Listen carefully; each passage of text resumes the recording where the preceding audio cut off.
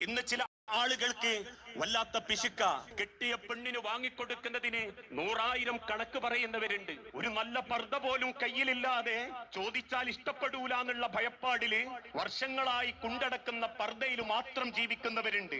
അതൊരു വസ്ത്രം മാത്രല്ല, ഏതു വസ്ത്രമാണെങ്കിലും ഒന്ന് ചിന്തിച്ചു നോക്കൂ.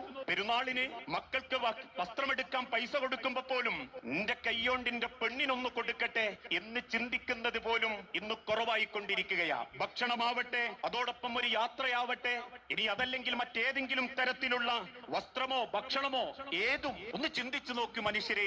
അള്ളാഹുവിന്റെ പ്രവാചകൻ സല്ലല്ലാഹു അലൈഹി വസല്ലം പറഞ്ഞിട്ടുണ്ട്, നിങ്ങൾ ഭൂമിയിലൂടെ യാത്ര ചെയ്യണം എന്ന്. ഇടക്കിടക്ക് ഭാര്യമാരെയും മക്കളെയൊക്കെ കൂട്ടിയിട്ടൊരു യാത്ര ഇസ്ലാം ഒരിക്കലും കുറ്റാന്ന് പറഞ്ഞിട്ടില്ല. അതിന് സമയം കണ്ടെത്തണം. കാരണം അവർക്ക് പോകാൻ നമ്മളേ ഉള്ളൂ. ഈ അടുത്ത ദിവസം ഒരു സാധു പെൺകുട്ടി വന്ന് സങ്കടം പറഞ്ഞിട്ടുണ്ട്. ഒരു കുടുംബത്തിന്റെ കൗൺസിലിംഗ് നടന്നുകൊണ്ടിരിക്കുമ്പോ പറഞ്ഞു, ഉസ്താദിനറിയോ, ഞാനൊന്ന് കോഴിക്കോട് ബീച്ച് കണ്ടിട്ട് ഈ അടുത്ത കാലത്തൊന്നും ഞാൻ കണ്ടിട്ടില്ല. 4ാം ക്ലാസ് പഠിക്കുമ്പോ സ്കൂളിൽ നിന്ന് കൊണ്ടുപോയതാ. അവസാനം 10ാം ക്ലാസ്സിലെത്തുമ്പോ പോകുന്നുണ്ട് എന്ന് പറഞ്ഞപ്പോ അമ്മ പറഞ്ഞു, പ്രായം കുറെ ആയി, കുട്ടികളൊപ്പരം പോയി ബീച്ചിൽ നിന്നൊക്കെ കളിച്ചാ മോശാവും, എനിക്ക് എന്റെ പിയാപ്പിളന്റെ ഒപ്പരം പോവാ. കല്യാണമൊക്കെ കഴിഞ്ഞാൽ എന്നെ പിയാപ്പിള കൊണ്ടുപോകും. അവസാനം ആ പെൺകുട്ടി നെഞ്ചു പൊട്ടിയിട്ട് പറയാ, കല്യാണം കഴിഞ്ഞപ്പോ ഞാൻ മോഹിച്ചു, പക്ഷെ എനിക്ക് കിട്ടിയതാവട്ടെ ഒരു യാത്ര ഇഷ്ടപ്പെടാത്തൊരു ഭർത്താവ്, ഒരു സ്ഥലത്തേക്ക് എന്നെ കൂട്ടിക്കൊണ്ടുപോകാത്തൊരു ഭർത്താവ്. എന്റെ കൈ പിടിച്ചിട്ട് നമുക്ക് കൊല്ലത്തിൽ ഒരിക്കലെങ്കിലും, ദൂരത്തേക്കൊന്നും വേണ്ട, തൊട്ടടുത്തേക്കെങ്കിലും കൂട്ടിക്കൊണ്ടുപോയി മക്കളെ കൂടെ ഒരുമിച്ചിരുന്ന് ഒന്ന് സംസാരിക്കുന്ന ഒരു മനസ്സാഗ്രഹിക്കുന്ന ഒരു വ്യക്തിയല്ല ഉസ്താദേ എന്റെ ഭർത്താവ്.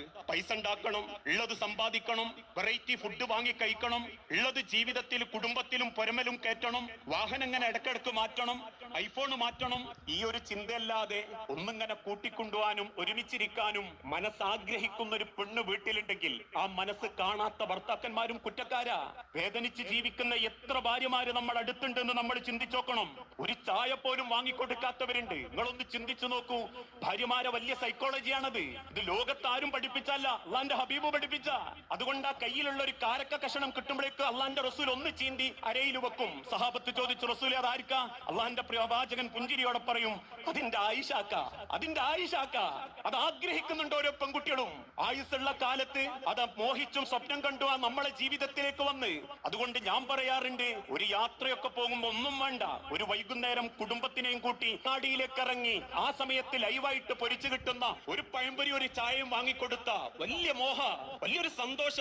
ഭർത്താവിന്റെ കൂടെ ഒരു മേശന്റെ അരികിലിരുന്ന ഒരു ചായ ഒക്കെ കുടിക്കുന്നത് സ്വപ്നമായിട്ട് കാണുന്ന ഭാര്യയാണോന്നറിയാൻ വീട്ടിൽ ചെന്ന് ചോദിച്ചാൽ മതി. ചെറിയ ചെറിയ സ്വപ്നങ്ങളെ ഉണ്ടാവും, വലിയ വലിയ സ്വപ്നങ്ങളില്ല.